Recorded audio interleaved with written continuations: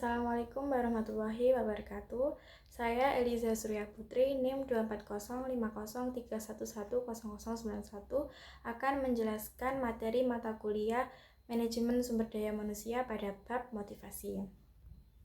Nah, sebelum kita ke materi yang berlanjut, kita harus mengetahui apa itu motivasi. Jadi, motivasi itu adalah salah satu aspek terpenting dalam sumber daya manusia karena berkaitan langsung dengan semangat kerja, produktivitas, serta loyalitas karyawan terhadap organisasi.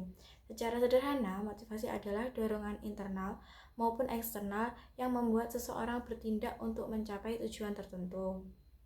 Nah, jadi dalam konteks perusahaan, motivasi menjadi faktor yang mempengaruhi apakah karyawan mau bekerja dengan optimal atau malah sebaliknya.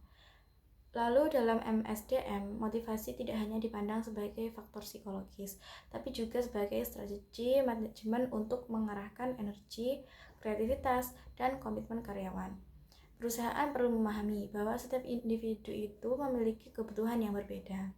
Ada karyawan yang termotivasi oleh gaji dan bonus, sementara yang lain lebih tertarik pada pengembangan karir, lingkungan kerja yang nyaman, pengakuan kinerja, atau bahkan keseimbangan antara pekerjaan dan kehidupan pribadi.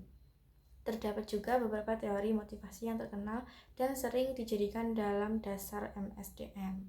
Pertama, teori hierarki kebutuhan Abraham Maslow yang menyatakan bahwa manusia memiliki 5 tingkatan kebutuhan mulai dari kebutuhan fisiologis, keamanan sosial, pengarahan, hingga aktualisasi diri. Semakin tinggi kebutuhan seseorang terpenuhi, semakin besar motivasinya untuk berkembang.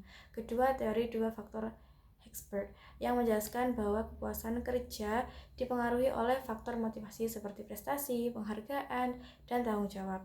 Sedangkan ketidakpuasan muncul karena faktor hygiene seperti gaji, kondisi kerja, dan kebijakan perusahaan. Ketiga, motivasi dari Maxwell yang berfokus pada 3 kebutuhan utama, yaitu kebutuhan prestasi, kebutuhan berkuasa, dan kebutuhan berafiliasi. Dalam praktiknya, manajer harus mampu merancang strategi motivasi yang sesuai dengan karakteristik tenaga kerja.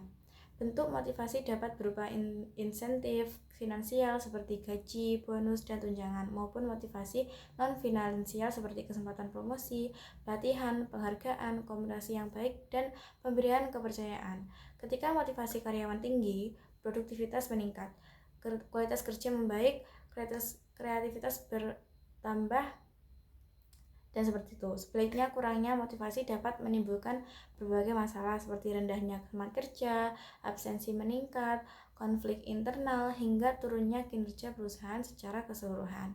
Karena itu, motivasi bukan sekedar teori, tetapi menjadi kebutuhan penting dalam manajemen organisasi modern. Kesimpulannya, motivasi memiliki peran strategis dalam MSDM.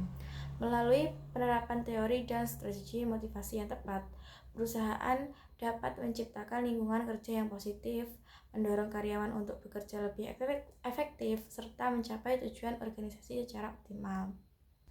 Itu saja penjelasan dari saya, kurang lebihnya mohon maaf. Wassalamualaikum warahmatullahi wabarakatuh.